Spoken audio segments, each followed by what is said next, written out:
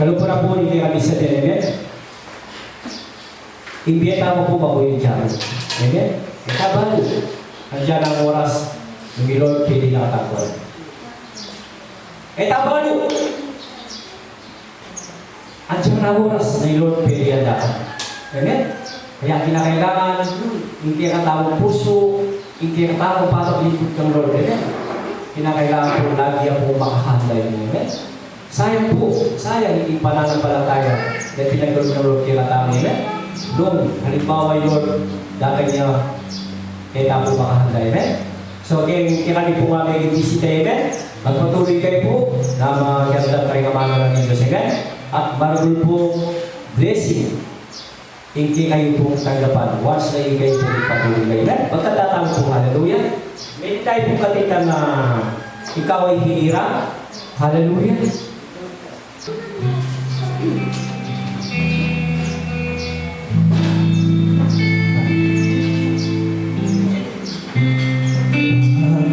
Hirap pa o pagsubok ang mahalaga sa'yo. Problema ba ito o pag-ibig na ito ang sa'yo na ako'y upang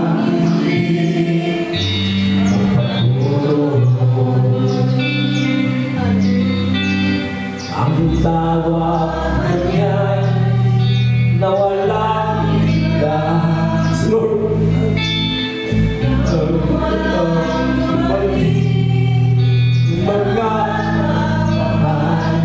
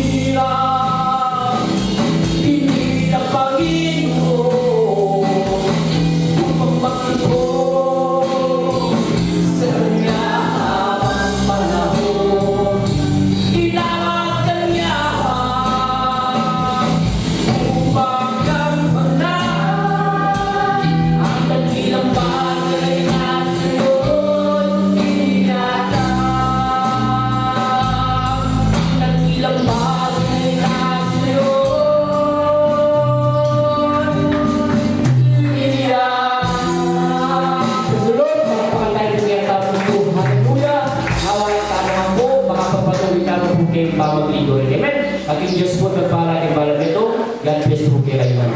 Ang salita ng Panginoon, kapag tayo po ay sumusunod, hindi po tayo magtitisod. Kapag hindi tayo sumusunod, tisod tayo sa salita ng Panginoon. Amen? Ito po mga kapalikot, mga magulang, matatapos po tayo sana, level 13, yung ano po natin dito, ang 9, hanggang level 13. Apo, siguro, para ano po, yung sinabi po ni Brother kanina, nakikita po natin, may mga upuan, wala na. Apo, tandaan po natin ang paglilingkod sa Panginoon kapag ikaw ay isu sa salita ng Panginoon, mga kapalikot, mga magulang, ikaw ay tatalikod. Dito, mayroon po tayong basahin isang talata. Apo, John 6:66, ganito po sabi. Itatikot lang po tayo ng konti.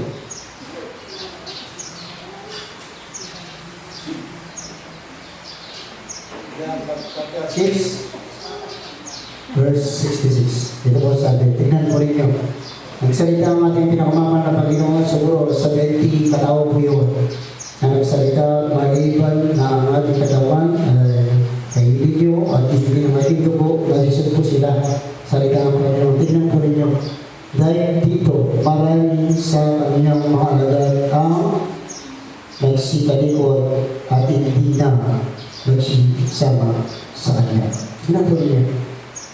Kaya mga kapatid, yung ating mga ginagawa, kapag ito po ay nakabatay, sa salita ng Panginoon, na sumusunod ka, manatili ka sa upuan mo. Amen? Ang ibig sabihin, welcome ang Panginoon. Welcome ang kausap ng Panginoon, sinusunod mo. Sapagkat tignan po ninyo, sa 20 katao, nagsalita ang ating pinakamamahal ng Panginoon, yan po. Pagkatapos, natisan sila, tumalikod sila, pagkatapos, kung titignan po natin, itaas po natin yan, kayo ba, nadala din 12 alagad ay alis. Pero sabi ng Panginoon, mga kapatid ko, mga magulang si Pedro, ang simulang nagsabi, Panginoon, na po, saan sila pupunta? Ikaw ang may salita ng buhay na walang hanggan. Amen? Pero sabi ng Panginoon, na dahil po sa 12 alagad, yung isa, tisod, sa salita ng Panginoon, mga kapatid ko, mga magulang, ano po sabi ko? Itaas sa 20. Ano po sabi? Ang isa sa inyo ay diablo.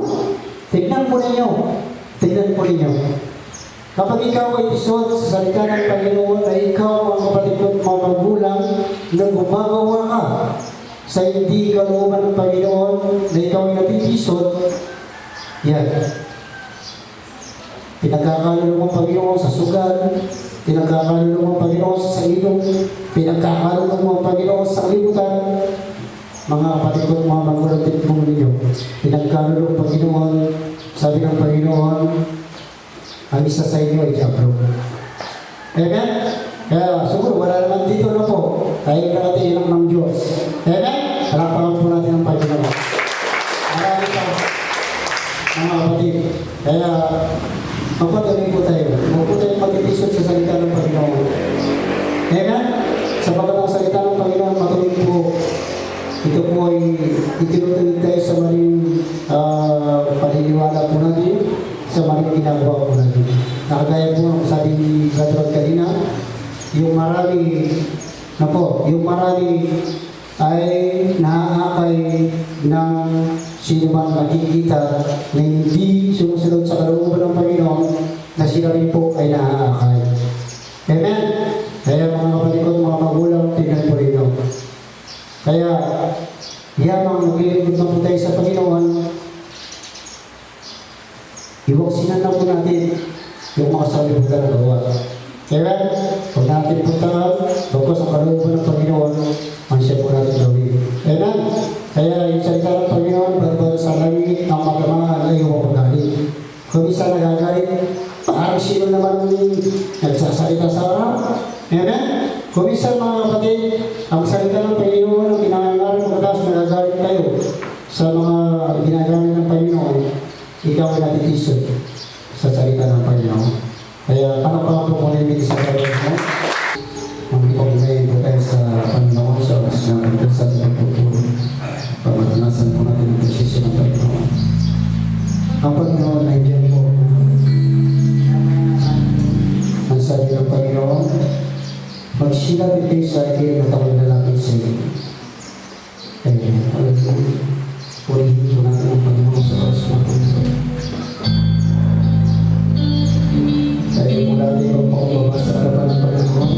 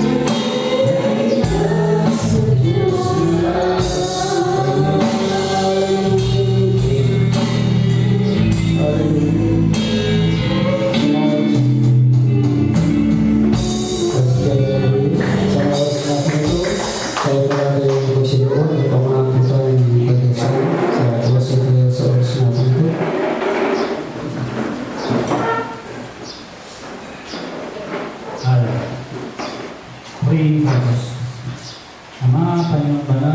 Jesus. Panginoon, kami po'y tumatawag sa iyong banal na pangalan ngayon. Bilang yung mga alagad, mga Panginoon. Pinupuri namin ang banal na pangalan, mga Jesus. Kaya po, ang aming Panginoon, na ibig sabihin, Panginoon, kami po'y susunod at talima sa iyong mga salita at di kami makikisot sa mga ito, mga Diyos.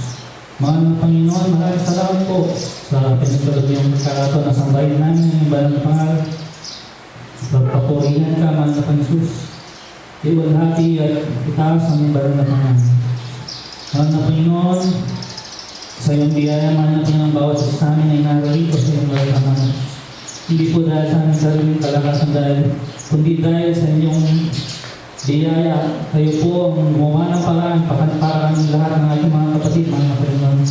Yung mga pagsamba sa iyo sa araw na ito, ngayon, at hindi po kami palaboy, mga Panginoon, hindi po kami naghihintay ng kawalan, mga Panginoon, kundi kami po'y naghihintay ng iyong dakilang pag-asa ng pagliligtas, mga Panginoon. Maraming salamat, mga Panginoon. Pinupuri ka namin, mga Panginoon. Maraming salamat sa katagumpayan ng iyong gawain, mula sa mga patuloy na oy, sa mga papasalamat sa iyo, mga Panginoon. At mas higit sa iyong banal na salita, O Lord, isang pagkain ng aming mga kaluluwa. O Lord, alam niyo po, pangangailangan ng bawat isa, mga Panginoon. At kumikilig naman kayo sa iyong kaluluwa. Sa kaluluwa po sa mga nananang kapatid. Dahil kailangan po, mga Panginoon, mayalang mo mga kaluluwa sa aming mga Panginoon. Kundi po mararapatin, mga Panginoon. Kundi naman po ito, kalawasan ng kaluluwa. Tatalog niyo po sa bawat isa. Hinihiling para po malabos ang kanilang kakayahan sa iyong pagpapala. Mahal Panginoon, sa aming pasamatalang pag-iwayawalan, mga Panginoon. Panawakan niyo po ang aming mga sasakyan, mga gulo mga sasakyan. Hindi kayo, mga Lord. Layo niyo po kami sa naman pong kapamakan at itarapin niyo kami ng payapat ikas sa aming mga kanyang-tangan. Na bawang-bawang po ang kapayapaan, ang sigaya, ang kasiyahan, ang gagaling sa inyong banal na Espiritu, mga Mahal na Panginoon, padadaliin niyo po ang pagmamahalan sa bawat isa sa aming mga minamahal na kapatid mula sa maliit hanggang sa matataas, mula sa mga bata hanggang sa mga kapatid. Dahil kung wala po ang pag-ibig sa isa't isa, mga Panginoon, hindi niyo po kami agad-agad. At dahil sa pag-ibig, kami lahat po ay natututong magpatawad, magpakumbaka sa lahat ng mga katikusuran ng Panginoon. At kami po'y natutuloy naman. Maraming salamat po, mahal na Panginoon. Muli, mga Ama, tinataas namin yung banal na pangalan sa iyo lang po ang kaluwalhatian, kapangyarihan, kayamanan, wisdom, lahat ng pagpuri sa iyo lamang, mahal na Panginoon, ngayon at magpakailanman sa pangalan niya, mahal na Panginoon, Jesus, mahal na Panginoon. Amen. Kasi kung natin ang kami yan, sa pangalan po ng Panginoon.